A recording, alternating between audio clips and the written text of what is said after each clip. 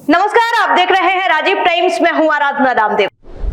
तो रुक करेंगे अगली खबर की और आपको बताएंगे जहां नेशनल हेराल्ड मामले में जांच एजेंसी ईडी की ओर से अदालत में चार्जशीट दायर किए जाने के बाद कांग्रेस सड़क पर उतर आई है, क्योंकि ईडी की चार्जशीट में कांग्रेस के पूर्व अध्यक्ष सोनिया गांधी, लोकसभा में नेता राहुल गांधी, इंडियन ओवरसीज कांग्रेस के अध्यक्ष सैम पित्रोदा, सुमन दुबे समेत कई लोगों के नाम शामिल है।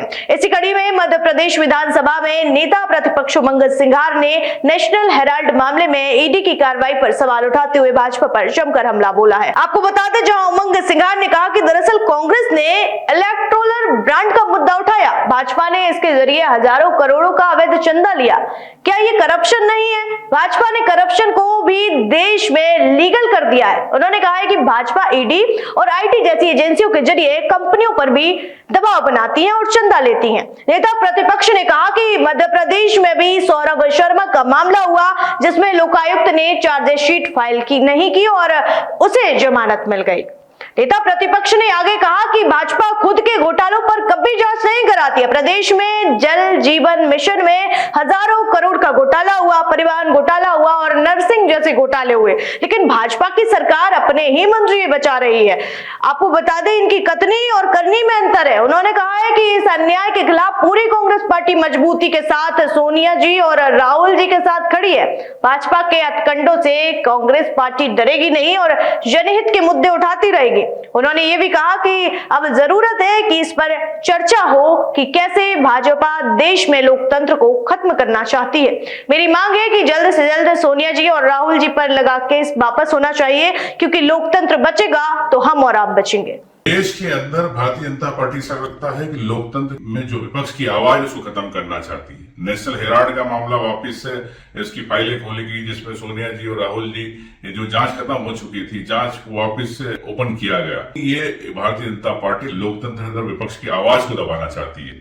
आप देख रहे हैं कि जहां कांग्रेस ने इलेक्ट्रॉल बॉन्ड के से जो पैसा, अवैध पैसा आता था, उसको रोकने के लिए प्रयास किया ताकि राजनीति में नहीं आए, लेकिन भारतीय जनता पार्टी इस इलेक्ट्रॉल बॉन्ड के माध्यम से कई हजारों करोड़ रुपए अपने को चंदा लिया। क्या इस पर ये करप्शन नहीं है देश के अंदर? ये खुलेआम जब आपने लीगल उसको बना दिया है करप्शन को, डोनेशन को, तो ये करप्शन नहीं है कि किस प्रकार से आप कंपनियों पर दबाव बनाते और कंपनियों पे ईडी की, आईटी की जांच करवाते, उनसे इलेक्ट्रल बॉन्ड के माध्यम से पैसा लेते हैं। तो ये भारतीय जनता पार्टी लोकतंत्र की हत्या करना चाहती है। आज हमारे मध्य प्रदेश के अंदर भी एक मामला हुआ था, लोकायुक्त ने उसको चालान पेश नहीं किया, सौरभ शर्मा को जमानत मिल गई। भारतीय जनता पार्टी की सरकार अगर घोटाले करती है तो उस घोटाले पर भारतीय जनता पार्टी जांच नहीं कराना चाहती। आज हमारे प्रदेश के अंदर जल जीवन मिशन को लेकर हजारों करोड़ का घोटाला हुआ, परिवहन घोटाला हुआ, शिक्षा को लेकर नर्सिंग घोटाला हुआ, लेकिन सरकार अपने मंत्रियों को बचाना चाहती है। सरकार इस पे जांच नहीं कराना चाहती। तो ये आप समझ सकते हो किस प्रकार से कथनी और करनी का फर्क है। राहुल गांधी जी के साथ, सोनिया जी के साथ पूरी कांग्रेस पार्टी एक साथ खड़ी है। आप इस दबाव की राजनीति से कांग्रेस कभी नहीं दबेगी। कांग्रेस हमेशा आम व्यक्ति की बात उठाती है, उस भ्रष्टाचार की आवाज के रूप में हम उठाते हैं जो जनता के पैसे की गाड़ी कमाई से किया गया।